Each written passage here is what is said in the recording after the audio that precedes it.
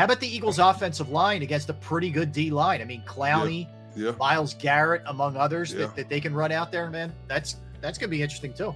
Bro. I promise you, fisticuffs are coming.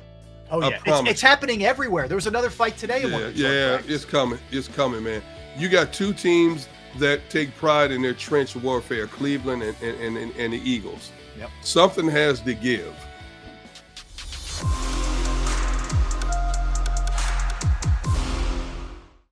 So from an Eagles standpoint, one of the things I was going to ask you guys that I was really interested to see, and we may still see it, but maybe not to the same extent. Take for a second, putting aside Watson off the field stuff. This is a quality quarterback. They struggled with quality quarterbacks in a big way last year. I'll be interested to see how much time he plays. I don't know. But if he does play, how the Eagles first team defense does against Watson in some of these open practice sessions that they have. Well, according to Big Sills, and he's talked to the Bernie Kosar, that's his man, he played with him. Yep. So, Bernie Kosar just told me he started the next 2 preseason games. Starting? Yeah, starting the next preseason games. I'm not surprised. If I'm Kevin Stefanski, I guess Brissett's got to get the bulk of the reps for me, but I think they're more worried about Deshaun and his development because he is the future. Jacoby Brissett is just a guy that's going to be in there in the mind. You can almost see they pretty much are writing this season off, because if you weren't, why would you give away all the weapons they gave away? Yeah, they brought in Cooper, but look at the amount of weapons that they let leave their fold. You know what I'm saying?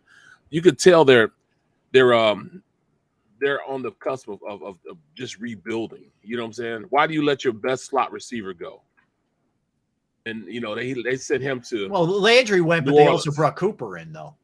Yeah, I mean, but I'm when I look at their roster, I don't see anybody that's really, going to blow the world up. The running game's going to be right. That offensive line is good, but Amari Cooper is the only guy that have. Donovan Peoples-Jones, he hasn't done anything. You know what I'm saying? They got in the 3rd round. They got David Bell, from Purdue. He was a big play threat, right? But he was second fiddle to the number 1, so he was a number 2 at Purdue. Mm-hmm.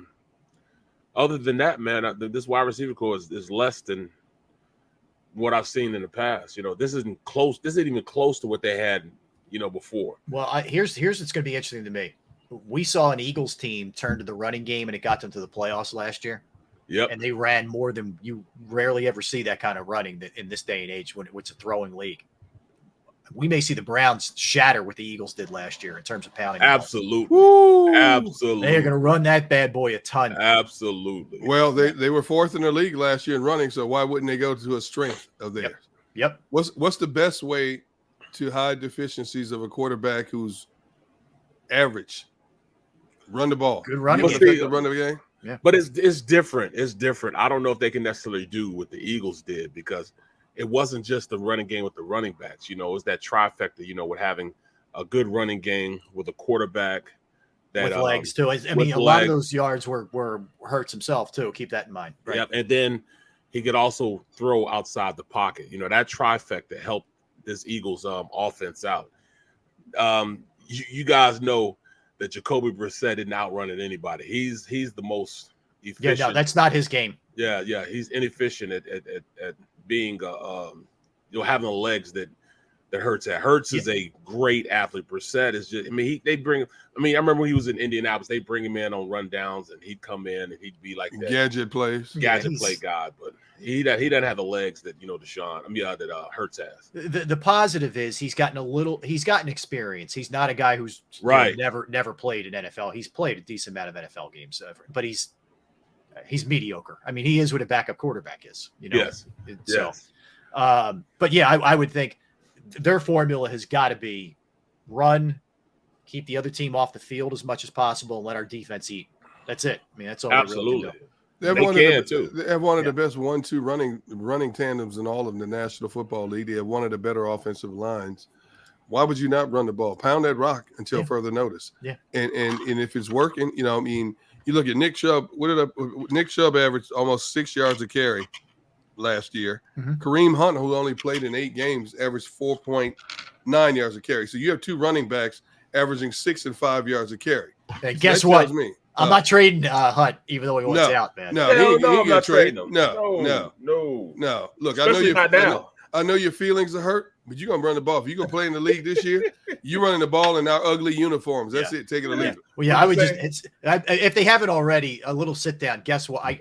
We understand where you're at. We're not trading you. So let's just keep moving. Would you guys say his feelings are hurt? Yeah, well, if you better get out of understand his your feelings are hurt, exactly. Yeah. You want to play football? Yeah. You better get your butt on the go football run it field. down somebody's throat and hurt their feelings. That's what we can do here. So yeah, that's something I wanted to see. The Eagles defensive line, the corners, the linebackers, the whole nine, and maybe we will against Watson. I want to see how they respond, how they do, because last year, let's face it, guys, it was target practice for good quarterbacks in the league. Yeah, the completion percentage was ridiculous. David Carr was at 91%, whatever he was, or Derek Carr in that game. Yeah, so 5 games in a row, guys completing 80%. Now, that's unheard of. Yeah, so that's something. All right, that's one thing definitely looking at. How about the Eagles' offensive line against a pretty good D line? I mean, Clowney, Myles Garrett, among others, that they can run out there, man. That's gonna be interesting too. Bro. I promise you, fisticuffs are coming. Oh yeah, it's happening everywhere. There was another fight today. It's coming. It's coming, man. You got two teams that take pride in their trench warfare, Cleveland and the Eagles. Yep. Something has to give.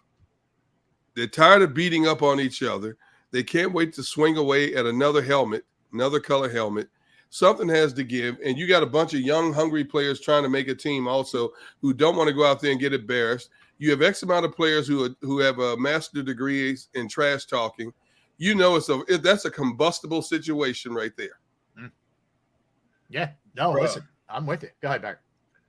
I'm looking at the key matchups, man. You're talking about, throwing against this defense, just like you talked about in this in our meeting, our pre-meeting.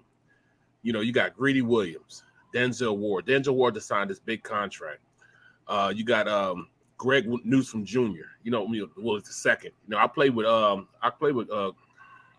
Greg Newsome Sr. Oh, did you? He came out the same year I did. Yeah. Okay. Came out the same year I did.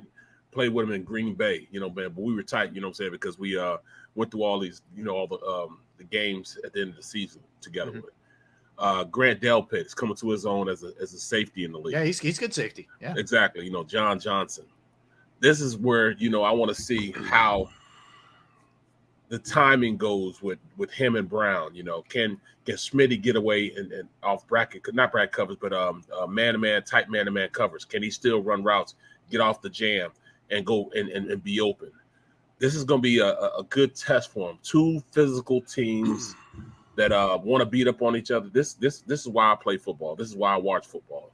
This will be a definite measuring rod to what they need to do going into this season. Well, to take it a step further, when Barry talked about this secondary, Cleveland secondary, Denzel Ward, 2018 first-round pick, 4th overall. Grant Delpit, 2020 second-round pick, 44th player taken in the draft. Greg Newsome, 2021 first-round pick, 26th overall. Greedy Williams, second-round, 2019, 46th overall. So in the back end of Cleveland secondary, they have players, first and second rounders, players that were considered one of the top 46 players in the draft the years they came out, 2018, 19, 20, and 21. What better test for these Eagle wide receiving corps than to go up against the likes of a secondary like this? This is a great test for them. And you got two guys coming off that edge for Cleveland, and Garrett and Clowney, who are going to give Lane Johnson and Jordan Mailata and Andrew Dillard a great workout, and to also give Jalen Hurts a good workout in terms of throwing darts and trying to put passes in small windows. This is a great opportunity for this Eagles team. I think so too. This is a good test, man. And look, Miami's a good team too that they'll get next week as well with this. I'm also looking at our defense against their starting offensive line, and dude, they got some tackles. Yeah, one of our biggest inefficiencies on why we lost a lot of games, especially defensively, is first down production. Teams were averaging like 6 yards a pop on first down. And when you're doing that 2nd and 4, 2nd and 5, 2nd and 3, I mean, you're winning all the time because your playbook is like this. When you start getting to 3rd and 10, now it's down here. Not a lot of those calls you can make. 3rd and 10, when you go, when you go 2nd and 12, they've got to win on 1st down, and I want to see how they go about doing it. So we'll see. Just to give you some of the names for people who may not be, locked in on Cleveland. Jedrick Wills is a phenomenal left tackle. 10th overall player. Yeah, Jack Conklin's a good player. Real solid. Another 1st-round pick. Yeah, he's the right tackle. Wyatt Teller's the right guard. Very good. Pro Bowler. Batonio is their left guard. Yep. And I'm not as familiar with their center, Ethan. He was a 2nd-round pick. Okay. So, I mean, you're talking about a pretty pedigreed offensive line for Cleveland. That you see if the Eagles D-line can get home, and do their thing against them. I can't wait, man. That's where, will they be able to stop? That's why I said these inter squad scrimmages, when you have, both teams there, dual squad scrimmages, you can really put situational football into practice. That's why I do see how, the Eagles organization puts a lot of stake on them, going out and these inter squad practices when you practice against other teams. I understand why, because you can go situational football and you can go 3rd down, 3rd and 10, 3rd and 10, 8 times. You might only have it twice in a game, in a preseason game. Mm-hmm. You can work on goal line situation. You might not even make a goal line play. You can go to red zone. They might not make it to the red zone in the game, but you could give 8 to 9 plays, maybe 10 plays of just doing those situations. And that's where you get where your team is. That's where you get to understand what this team does best. So I understand why they put a lot at stake in it. I love it. But this is exactly where you find out where your real men are. Who's going to go out there and compete.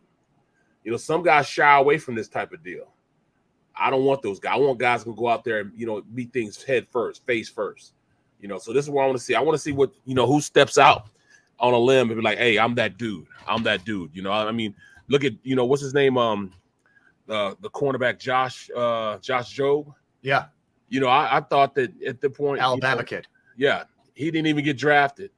The knock on him that he was a cover 2 corner.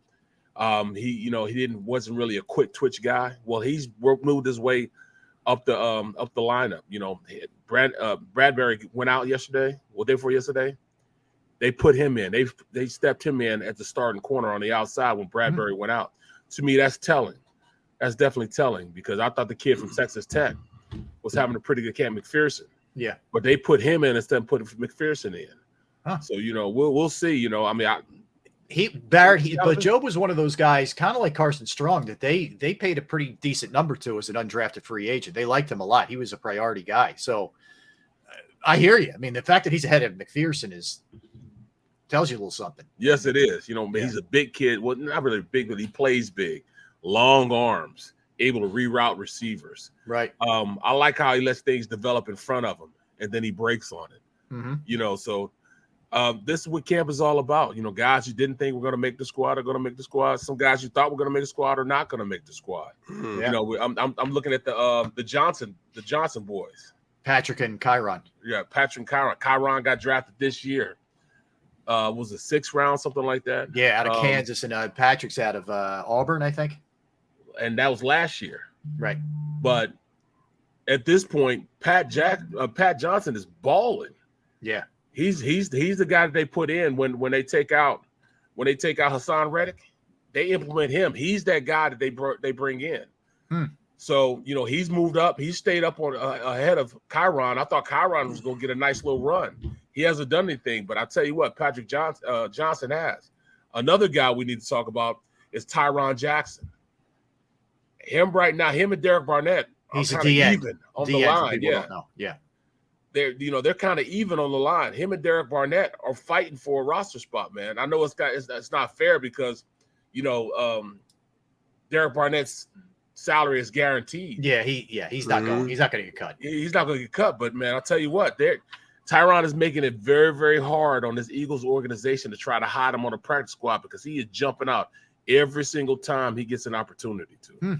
Interesting. All right, good stuff there, guys. So let's step aside and let's dig in on this with Coach Marcus. Marcus played in the NFL. We will discuss this with him when we get back. Also got a great podcast, which we'll tell you about as well. Derek Gunn, Barrett Brooks, Rob Ellis on this Thursday. We are Sports Take, JAKIB Sports YouTube Network. Let's talk a little Pro Action Restoration, because Pro Action Restoration, they're the people that you will turn to if you are having any kind of flooding issues, water damage in your house, smoke, fire, mold damage, you name it.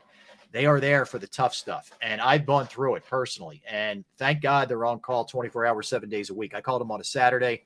They got right over to my parents' house, finished basement, flooded. They cleaned it up, found the source of the problem. The crew was unbelievable, professional, and the price was reasonable. They are licensed, bonded, fully insured. They've been serving the tri-state area for more than 2 decades. Pro Action will work in conjunction with your insurance company as well. Again, keep in mind, water, fire, smoke damage, mold remediation, or if it's something you're not quite sure about, just give them a call. They will consult with you at 610-623-3760, 610-623-3760, or online at proactionrestoration.com. That's proactionrestoration.com.